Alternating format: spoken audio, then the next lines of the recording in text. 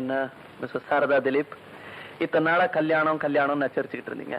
இப்ப அடுத்து குழந்தைங்கிற பல்லவே இருக்கும் இல்ல? எனக்கு ஒன்னும் குழந்தைக்கு அவசரம் இல்ல, உங்களுக்கு தான் ரொம்ப அவசரம். சி, இந்த குழந்தைங்க விஷயத்துல மாத்திரம் உலகத்துல இருக்கிறவங்க எல்லாருமே பயங்கரமான கிரிமினல். எப்படி சொல்றீங்க? பின்ன என்ன, அவங்க சந்தோஷத்துக்காக போட்டி போட்டு கட்டில யூஸ் பண்ணிக்கிறாங்க. அது குழந்தையா தொட்டில வரும்போது என்னமோ இவங்க தவசு இருந்து பெத்த மாதிரி கண்ணே மணியே முத்தேன்னு கொஞ்சம் ஏமாத்துறாங்க. ஆமா, கரெக்ட். ஆமா, நீங்க இப்படி எல்லா விஷயத்திலுமே ராங்காவே திங்க் பண்றீங்க?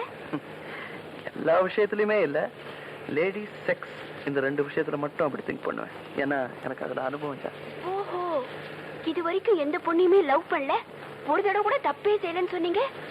ஆனா இப்போ அனுபவம் அதிகம்னா என்னங்க அர்த்தம்? சாரதா, உயரமான மாடியில இருந்து குதிச்சா என்ன ஆகும்னு சொல்றதுக்கு ஒரு அனுபவம் வேணுமா? பேசி பேசி லவ் பண்ண வச்சுட்டீங்க, உங்ககிட்ட நான் போட்டி போட முடியுமா என்ன? இப்ப வேணாம், எனக்கு காம்படிஷன் நைட்ல இருந்தா தான் பிடிக்கும்.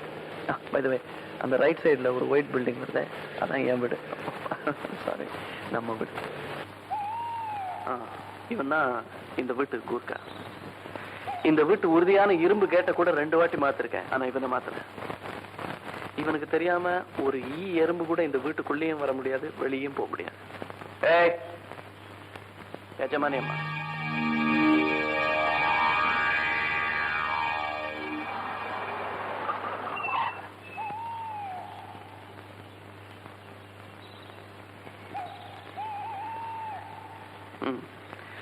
இவன் தான் இந்த வீட்டு தோட்டக்காரன், பேரு செம்பியன். இவனும் ஏறக்குறைய இந்த குர்கா மாதிரி தான். பாக்குறதுக்கு கரடு முரடா இருந்தா கூட பெரிய கலா ரசிகன். அதுக்கு உதாரணம் இந்த வீட்டு தோட்டம். இவனோட ஸ்பெஷாலிட்டிஸ் இங்க இருக்கிற இந்த சிவப்பு ரோஜாக்கள். ஏய் எஜமானி அம்மா,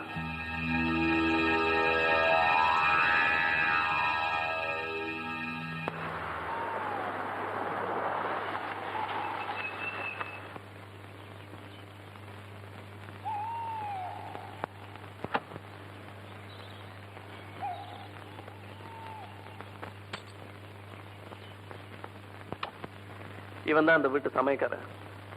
இவனோட பேரு சாந்தமூர்த்தி. சாந்தமூர்த்தி.